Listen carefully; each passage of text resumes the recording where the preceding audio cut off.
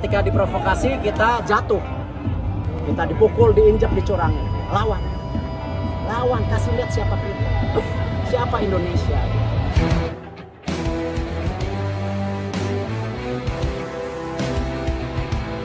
Saya mengucapkan terima kasih kepada seluruh masyarakat yang berdoa, itu para pemain tentunya, yang bagaimana mereka ditekan, balik lagi. Itulah bangsa kita. Kita harus majukan mental bangsa kita. Pak Presiden bilang revolusi mental. Nah, kita mulai revolusi mental dari sepak bola kita. Kita itu sering diprovokasi. Dan ketika diprovokasi kita jatuh. Dia ingin kita kalah. Kita dipukul, diinjak, dicurangi. Lawan, kasih lihat siapa kita. Siapa Indonesia. Kalau kita mau, kita bisa.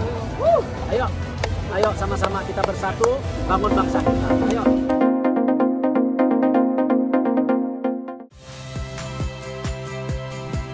Saya Harjuno Pramendito.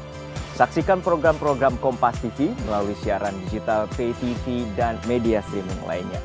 Kompas TV, independen, terpercaya.